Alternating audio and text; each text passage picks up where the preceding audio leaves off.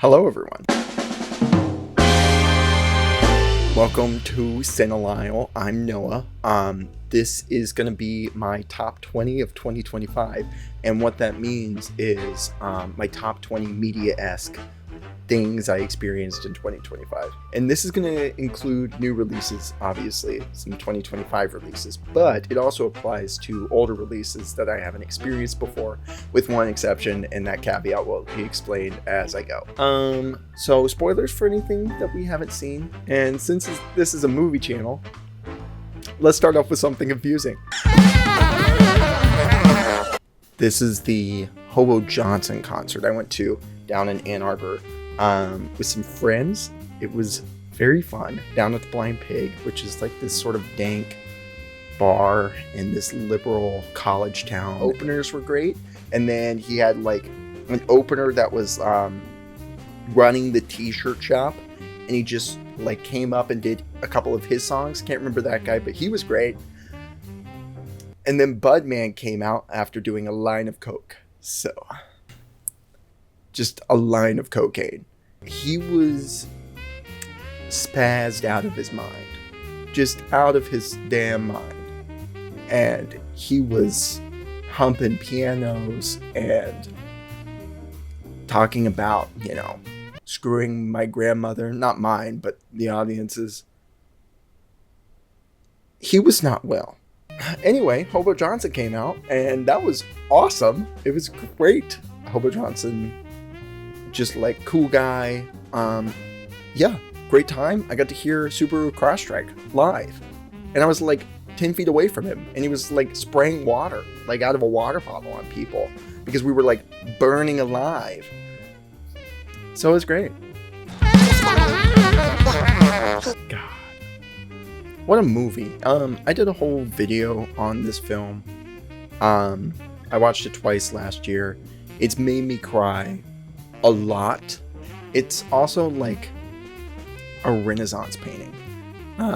It's strange because it looks so beautiful. Like the whole movie is so beautiful, and it's interspersed with like this Timothy Chalamet literally like fighting for his life and losing that battle, and then also Steve Carell having to let go of his son, and it's just amazing. It's just amazing. Go watch it. Enough said. Go watch my video. I don't know. This is the first 2025 thing on my list. Weapons is scary. It's funny. Josh Brolin, he's such a dad in that movie. He's so angry, and like the end was appropriately violent. Like the end scene. Cool. The needle drops are great. It is really interesting how it's able to balance humor and then also how like absolutely terrifying. Like it's so fucking scary. The scene where like the woman comes out with the scissors and she's like, know that scene? No? Yeah, it's a twisty movie. That's really good. That really pays off in the end. You probably have seen something, if you're on TikTok, about the horrible AI dubbing of the show on Amazon Prime. Is that bastard Banana Fish the one? Is Banana Fish the one who did this to you? Answer me, Griff. I am not talking about the anime. I'm talking about the manga. This manga is great. I have the whole series right over there. It's so good. It gets a little repetitive in the back half, sort of like, the new Avatar movie? And I like the new Avatar movie. I like Fire and Ash. It's great. But they get kidnapped and rescued like 3 different times in that movie. And that sort of happens in Banana Fish later. You're like, okay, can we just like kill somebody? Can somebody die? And people do die. It's about teenage gangs in the 80s, teenage violence, and Epstein level stuff going on. It's crazy. It's crazy how relevant this series is in the face of today's specific political climate and certain islands and files that are being released currently.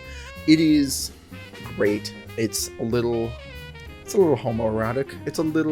There's some sexual tension. There's some violence. Again, it's set in the 80s. There's like drugs that take people over people's minds and they kill people.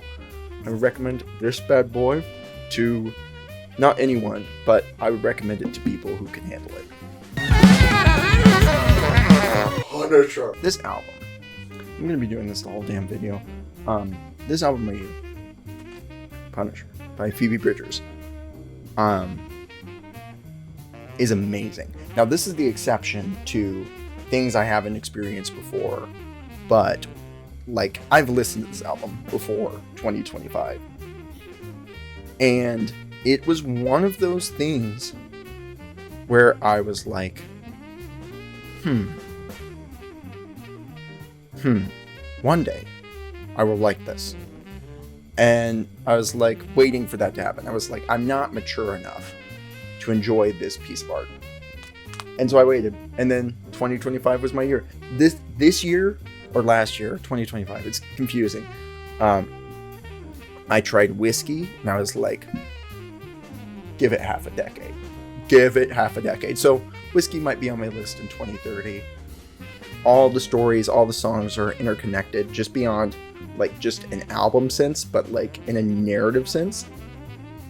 And it's gorgeous. It's overlapping and sad, and Kyoto is like, what is this doing on this album? But it's so good.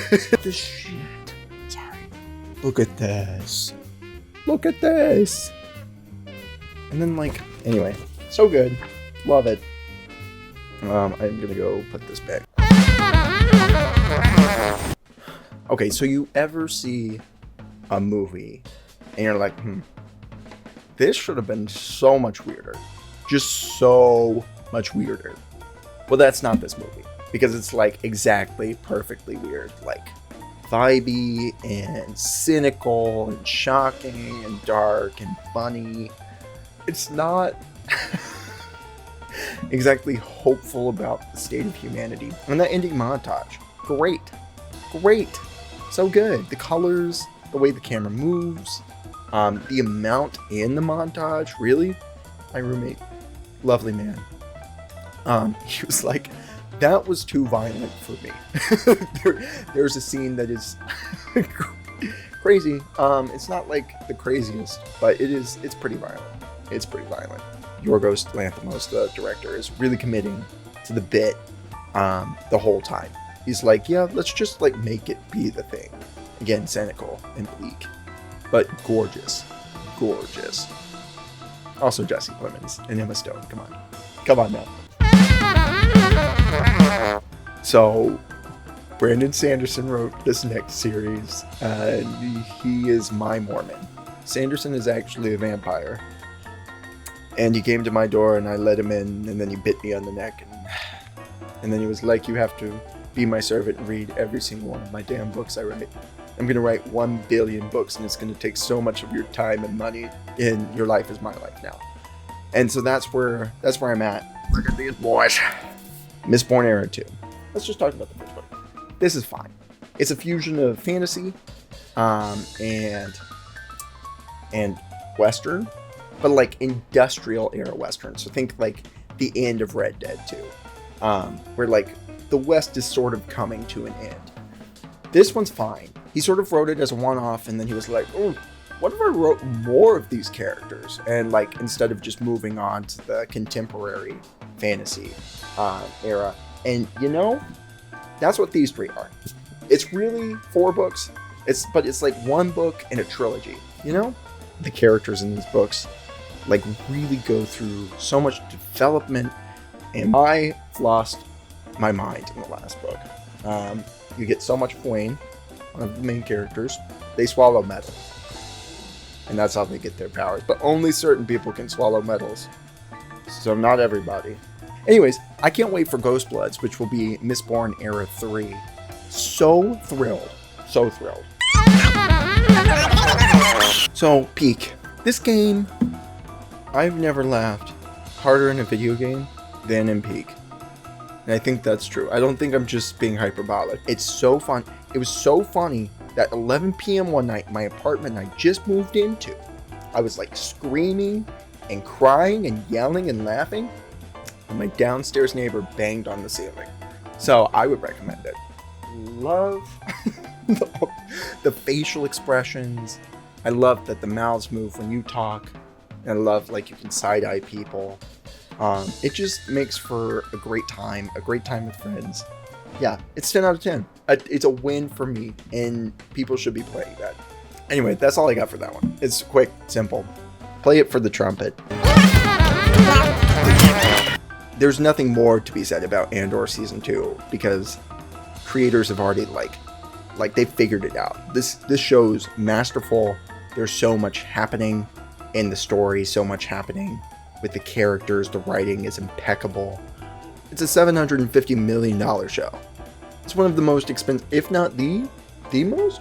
I can look this up. AI says yes. It's actually not 750 million. I'm sorry, 705. 705.5 according to AI search results. I think the relevance of the show will never quite fade. It's just so important what it's communicating about power, and then also the cost of a cause. It's masterful and sad and real. The stakes are always understood, and the idea that just because people change doesn't mean that the consequences of their decisions don't catch up to them. It's how far it goes to show the cost of the foot soldiers and having them make both impossible and demoralizing decisions, all for the greater good, the rebellion, which then in turn allows the characters in A New Hope to be just sort of optimistic and hopeful and light.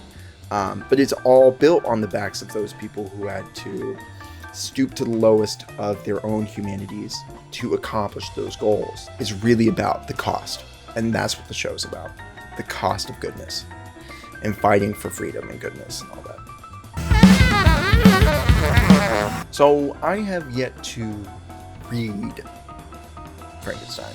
So I don't know about accuracy in the book, and I know that people are upset that whatever that guy's name is said, "You're the monster, Frankenstein," you know. I get it. I get it. I understand. Okay, Del Toro did say the quiet part out loud, like just very loudly. He said it very loudly. This movie really affected me, though. I think from the ending being so hopeful about mankind and about how Frankenstein is neither man, but he's all of humanity.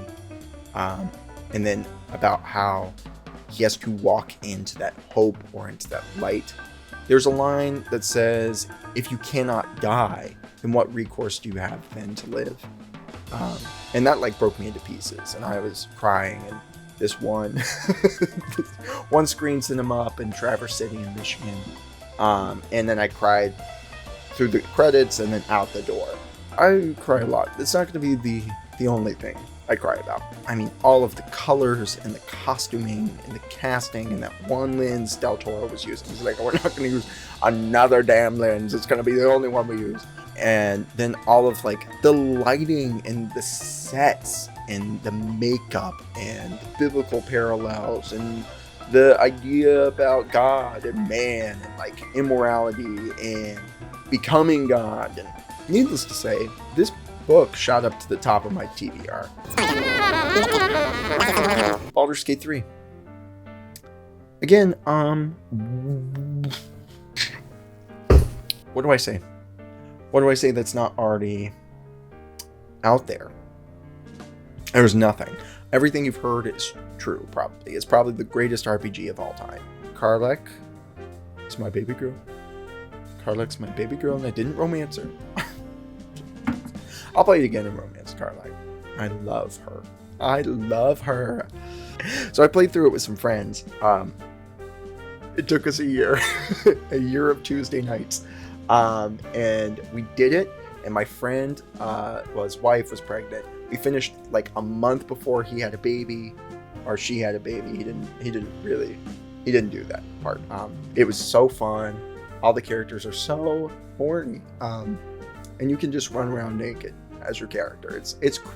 The amount of stuff in that game is crazy, but it's so good. It's so good, and there's like a billion side quests, and the combat's great. The story decisions are like, it's as close to D&D in a video game as you probably can get. Like, there's so many options for you to do things, and I love me some D&D, and Baldur's Gate like really scratched that itch. Okay, there's one word. There's one word exclusive to Network. Not exclusive, but there's one word that best describes Network, and that is relevant. And it's been 50 years. 50 years this year. As in this year, I mean 2026. But it is so relevant, so freaking current about like media and like the goals behind the people, the suits who are running media. I saw it in the Flint Institute of the Arts, and I'll go there on some winter weekends and just watch it with a bunch of old people. I'm like the youngest person in the crowd, and I just get to sit with them. It's great. It's great. Go where the old people are going. Go where the old people are going. They know what's up. Like, the environment compounded it. Also, this is the place where I saw When Harry Met Sally in Zone of Interest for the first time. So, again, just been all around great experiences. Howard Beale's whole breakdown, and just like, he's losing his mind. And the network is like, let's take that. Let's take advantage of that. Faye Dunaway, all of her like snappy little deliveries. There's like a scene where Howard Beale's having the breakdown on television. It's like, I'm mad as hell. I can't take it anymore. You watch all of the characters in this film just spiral down, and they're just becoming worse and worse versions of themselves, and you're like waiting for them to hopefully pull up right before, and most of them don't, and it's sensational. Tunic was a friend. Again, I have a good group of friends, God. Tunic was gifted to me on Steam by one of my close friends. It was like, you've got to play it. He still has not completed it, but that's fine. Tunic is easily the most rewarding gaming experience I've ever had. It's like, don't let this cute aesthetic fool you. It's hard as shit. This game is difficult. It's a Souls-like that's a puzzler, that's a story about discovering a world's history and language, and I didn't cheat on most of the puzzles, almost none. There's a lot of puzzles in there, and you don't even know they're puzzles, so spoiler warning, I'm not going to spoil. I'm going to do the big spoiler. Calm down. There's puzzles in this. I cheated on one of them. It's the freaking water puzzle. I freaking hate that puzzle. And the soundtrack. Oh my God, the soundtrack.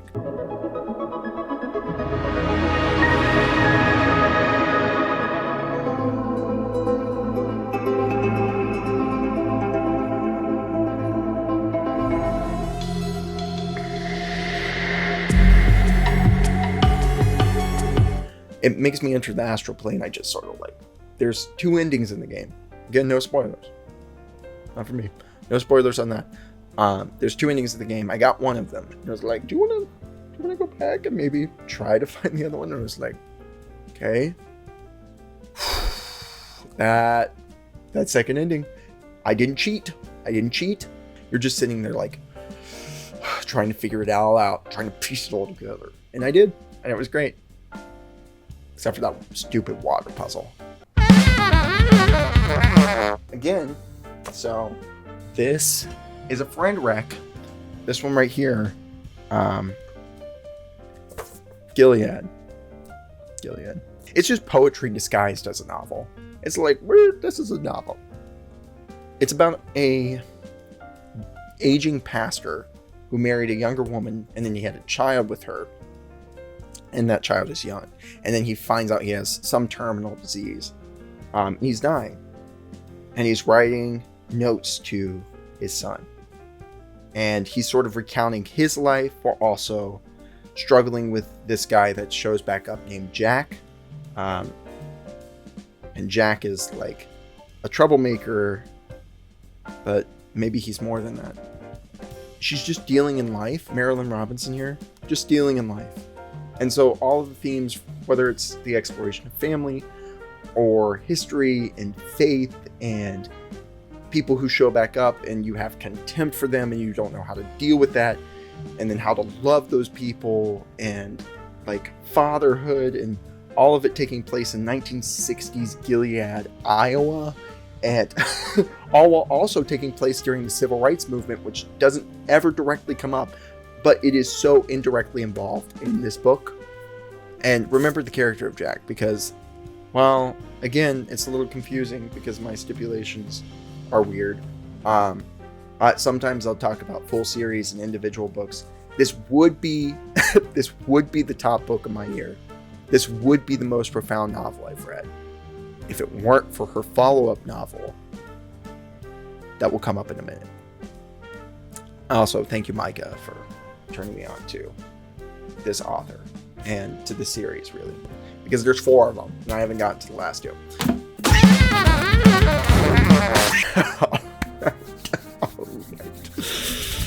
Let's talk about the baseball episode, Samurai Champloo. Look, Samurai Champloo is a great show. I like it. It's great. It wouldn't be on my top 20. It wouldn't be on my top 20 this year. But the baseball episode, yeah, it's going to make the cut. By far, the funniest thing I've seen this year. Gross and offensive, like, representation of Americans. Hilarious. Here comes! And then... And it's like a baseball game set between... It's an unfriendly baseball game at that. Set between Americans and the Japanese, all in feudal Japan. Come on, do I need to sell you on it anymore? Good and funny and violent. Excellent. Excellent. I'm not going to sell it any more than that. The Crux. The Crux by Joe. Let's just take a cursory stroll through Joe Curie's 2025 releases. So he releases this bad boy. 10 songs. 10 songs. Okay. Cool. Then he releases an album with Post Animal called Iron. Here. Iron. And then he's like, actually, let me release another 10 songs. The Crux Deluxe. And then he's like, let me be in Tame Impala's music video for Loser. And then he's in some random PBS doc called The American Revolution. Again, right, wherever this is. Here. And then he was also in this little known thing called The Final Season of Stranger Things. This is a No Skips album for me. And then he released the deluxe version, and I was like, oh, that's also No Skips for me. It's so cohesive and fun and funky, and it's like the perfect amount of funk. Whatever is alt rock, alt pop, I don't really know what genre this is. It scratches my brain, scratches the back of my brain. I will be engaged for his next album, or whatever really he's putting out. Dungeon Crawler Carl. If you're anywhere on Book Talk at all, at any point in 2025, you probably heard about this. Everything you've heard is probably true. It's probably right. Started this series in August of 2025. This is the most recent book that's been released. We're waiting for the next one in May of 2026 here. I'm down. Do you see this? That's the end of the book. Here's my bookmark. I've got like 20 pages left. I have devoured the series. This series is funny. It's raunchy. It's gory. There are the first 100 pages of this top one right here, 860 page book, by the way. It's just like setup It's just like, oh, he's opening loot boxes, and here's the achievements he got. And I've never been more entertained. I've never been more entertained just reading descriptions of things. It is so good. And it's going to take over your life. I mean, you can tell this is Matt Dinniman's passion project. He's so enthused to be writing these, and you can feel it, and it's infecting his entire series. Dinniman's like, you know what? I know that there's 17 subplots going. I know that there's a billion more characters than any of the Harry Potter books. But how about a couple more? He is crazy. He's an insane man. And he's probably a freaking good dungeon master. I'm ride or die for Princess Donut as well. So if you kill her off, Dinniman, I will do a Budman's worth line of cocaine and come for your ass. Okay, so Gilead, just talked about this one. Sequel novel is Home, also by Marilynne Robinson, obviously. It takes place at the exact same time as Gilead. So like these books overlap. And that character, Jack, the troublemaker, it's told from his sister's perspective. It's about faith and then the person who wants to believe in something but can't find themselves in that place. It's about grace and family, unfulfilled dreams, and most centrally about home, as the book is titled, and what that means to people, because home's so complex. The idea of it's so complicated. And she's just tackling all of that. And again, this is the iceberg. This is just the iceberg of all of these themes. She writes in this way that doesn't ever condescend to any of the characters. Not a single one of their perspectives. And it's clear she has, I don't know, there's clearly right answers.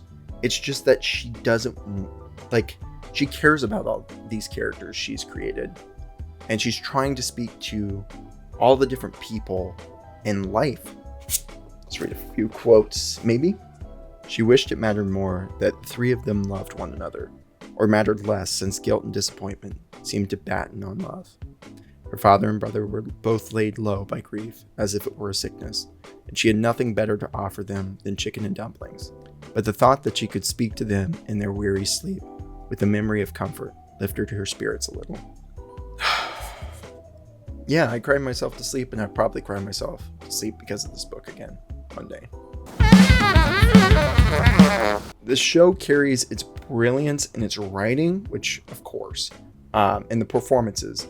And one thing I've really enjoyed about watching Vince Gilligan shows, and including Pluribus, which is not on this list, but I did still enjoy it, is that he and his writing team always choose the unexpected option when he's writing. Not something that compromises the character's integrity or what they want, but he's always thinking about what would make an interesting choice here. And how can I subvert an expectation? And then on top of that, he's exploring themes of the nature of people and consequences. And my therapist and I were talking about it, but Greek tragedy, he's playing on your sense of pity and sympathy. He's playing on those ideas where you're feeling bad for them and they're like, oh, so sad. You're so sad is so reasonable. And then they take a step too far. The final episode, the finale, is so excellent. I think about it regularly. And then I think about the final shot of the finale regularly. Better Call Saul is so distinct from Breaking Bad in terms of its tone and pace, but it's also, there's enough overlap in terms of ideas that are happening. Yeah, it's a haunting show. It's haunting. And what a train crash to watch. After Sun. Ooh. Ooh. It's not exactly an entertaining film. It's not a very pleasant film to watch. This again, because my friends are always recommending me things, this was a recommendation from one of my friends. And she was like, you have to watch it. And so I did end up watching it alone in my room on my computer. And then I just cried. And then I was like, you know what? I'm going to call her because this is her fault. One of the most devastating films I've ever seen. Again, about familial history, which seems to come up in some of these things that I love and just like am drawn to. But having a daughter sort of re-explore her last time seeing her father while they were on vacation. It's heavy. And it's also it's probably the best depiction of depression I've ever seen. This sort of self-hatred that Callum's experiencing, sort of tempered by these like lovely moments where he is on the railing or walking into the ocean or spitting on the mirror, but then he's also dancing with his daughter and he's sitting with her on the beach, telling her that she can tell him anything. There's a sweetness to it, a gentleness to it that's also so heavy. And it's able to balance those things so well. Paul Mescal is really, he's really selling me on the sad guy thing. Frankie, who plays Sophie, her performance is so loving and honest, and yeah, really a gorgeous movie. A24, keep doing your thing. Yeah, that's my list, guys. Legitimately, thank you so much for watching. This has been a whole thing. It's taken me so long. In the background here is my honorable mentions. So if you're still here and you're still watching this shitty YouTube video, thank you. Go home. Enjoy your life. Subscribe and like if you want to. If you actually liked it, that would be great. Otherwise, you have a great rest of your day, and I'll see you in the next one, motherfuckers. I should probably cut that for my grandmother. If you're watching this, Nana, I am sorry.